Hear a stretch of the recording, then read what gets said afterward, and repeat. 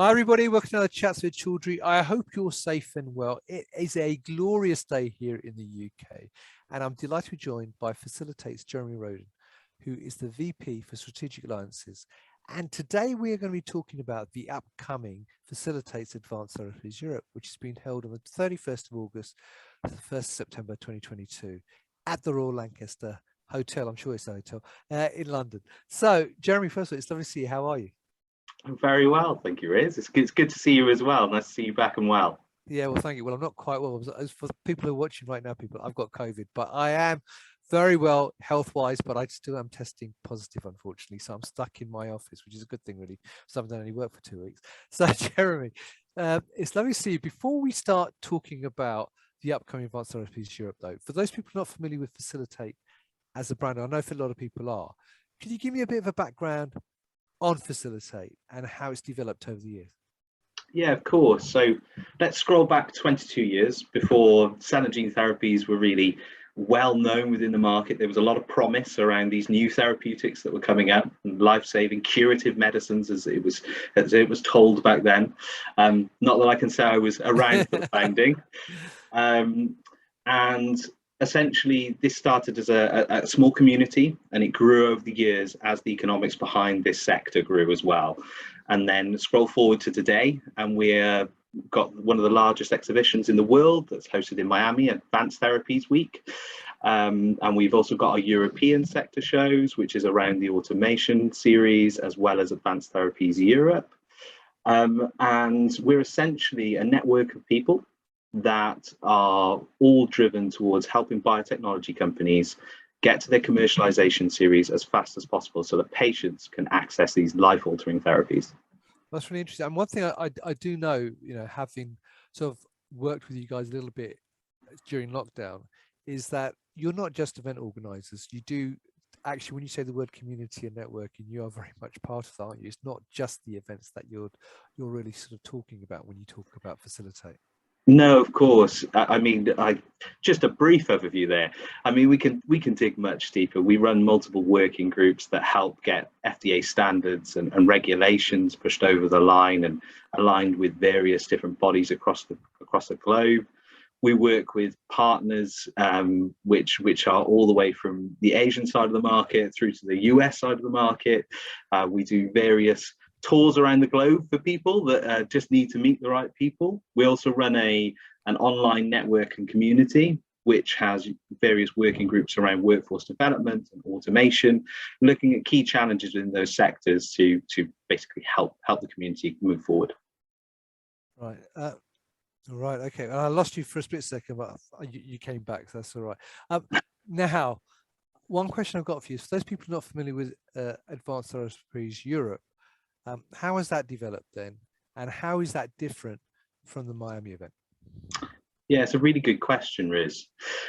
So Advanced Therapies Europe started out as Facilitate Leaders Europe, and this was 8 years ago. It was a sort of 200-300 person event that ran really well and slowly grew. But I think what we quickly discovered was that the European market was growing, but not quite as quickly as the American market. So we decided to make this event focus deep down onto what the European challenges are, and not look at the globe, but look at the unique challenges that happen within Europe. And we've sort of continued that on, obviously with the shall not be named pandemic that we've just gone through. We haven't unfortunately been able to run it, but now we're back. We've sort of rebranded that to Facilitate Advanced Therapies Europe, in line with our Miami show, as you mentioned. And what we want to do with that over the next few years is really move that around Europe, because we know that there's a lot of shows in London. We know there's a lot of shows that are in Barcelona, but we're sort of thinking, if we want to make this a really European-centric event, we want to move that around and also make sure that everyone gets to experience different parts of Europe as we move the show. Oh, that's interesting. Great. So an obvious question is, there's a lot of events out there which are now covering advanced therapies. Obviously, it's such a hot topic, and conference organizers, being conference organizers, all suddenly think, well, actually, that's a really interesting thing. People want to know more about it. Let's create an event. So there's a lot of them out there now. So what makes Facilitates Advanced Therapies Europe different to other events which are already out there, or maybe are now just coming online, if you like? Yeah. Well, I mean, it's got the traditional Facilitate style where we start at 20,000 foot and then we'll deep dive into various topics like manufacturing, supply chain. We might hit the commercialization side of biotechnology companies in the market access, pricing, reimbursement. Um, but but let's push that aside for a second. All of those topics on a fundamental level are focused on Europe's challenges specifically. And I think that's what really sets us apart. We're not looking at the globe or a particular region. We're looking at Europe as a whole, as a market, as an individual.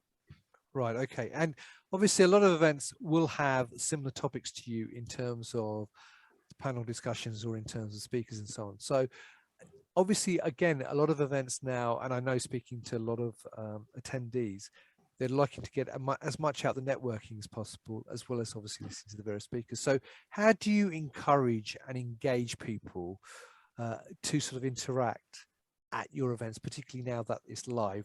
I know you did quite a lot of innovative stuff when it was virtual. I know you had your coffee things and various other things, but now that it's live, what sort of activities do you do at the show or are planning to do to get people more engaged and actually connect with each other? Yeah, so we're sort of playing on that London theme this year. We're going to be moving it, so let's play on the London theme. So we're going to do a classic pub and a pint first night out. Let's just have a quiet drink together, get back together. It's been 2 and a bit years since we've all come back together, so that's going to be the starter of it. And then we've got our end of summer soiree, which is going to be your classic British think Queen's Jubilee party. that style, with a few nice cocktails, maybe a bit of croquettes and a few finger sandwiches going along. And this is just the backdrop to what's essentially happening in the room. I mean, this is so that people relaxing into the moment, taking down those barriers and are able to chat and discuss. We're also running several different lunches at the event themselves across the 2 days, and those are going to have various topics to focus on, as well as key opinion leaders sat on those tables, sort of teetering out those discussions, nothing too formal, but allowing people to connect with those KOLs as we go forward.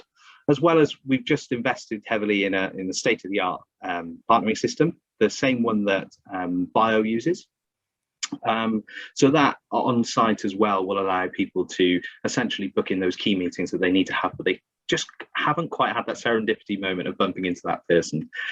So that's kind of the rough theme on what we're trying to do from a networking perspective. Fantastic. And what about the virtual element? Is there a digital element to the event as well for those people who can't make it in person? Yeah, so this is something we've tossed and turned about in bed a few times. This time around, we're not going to go with a virtual element. We're going to be recording some of the key sessions so that people can access them through our network, and that's all free to join, etc. So there's still availability of some of that content, as well as we'll be releasing some of that through our editorial arm as well. So there will be drip feeding throughout the year, but this time round, because we've seen quite a considerable number of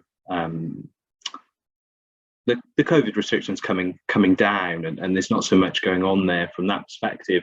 I think there is still concern, but I think it's still, you've got the availability to travel. So we'd like to bring it back, as our audience has told us so many times, to in person, rather than sort of forcing people down the virtual route. Right. Okay. Fantastic.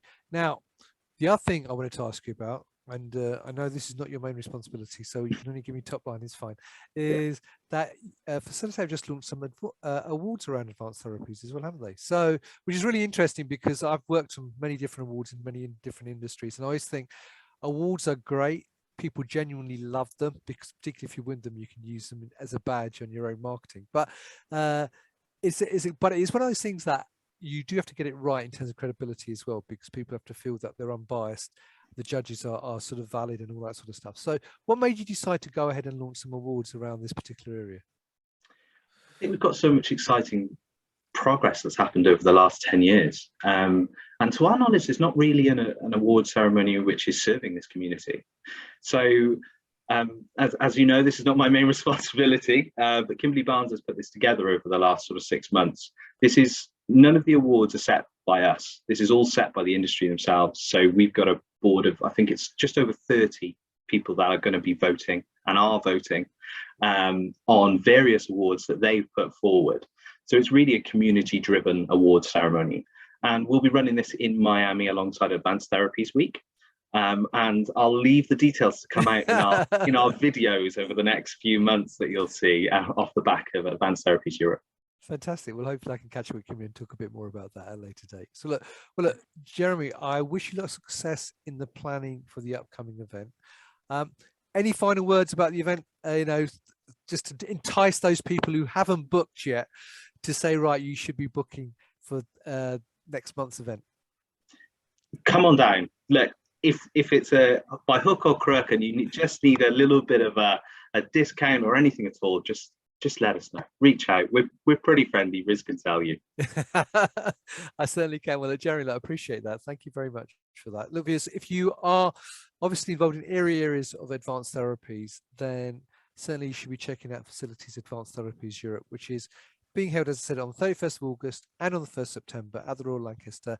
And you can see there's going to be almost a street party theme to it. I won't go that far, but, just bring your bowler hat so that you can feel part of the thing. So look, I wish you lots of success. I hope it goes really, really well. I look forward, hopefully, to attending myself as well, if I can, for a couple of days. It's only down the road for me, relatively speaking. Yeah, so looking forward to seeing you. Great to be there. So there you go. And the link to the event and how to register will be above the video, as well as the link to the awards as well, if you want to know more about that. So it'll be there. So Jeremy, good luck with the rest of the few weeks you've got left to plan the event. I hope it goes really, really well. And I look forward to seeing you at the event in person as well. Thanks, Riz. All the best. Thank you. And viewers, thank you for watching. I hope you found that interesting. As I said, if you want to know more, check out the links above the video. It is, Facilitate is a great, I was going to say event, but it's a great organization which they do group a lot of people together and connect a lot of people together. So it's worthwhile finding more about Facilitate in its generality, if you like, as well as the specific events as well. But Jeremy, thank you very much. And thank you, viewers, for watching. Until next time, as always, stay well and stay safe. Bye-bye.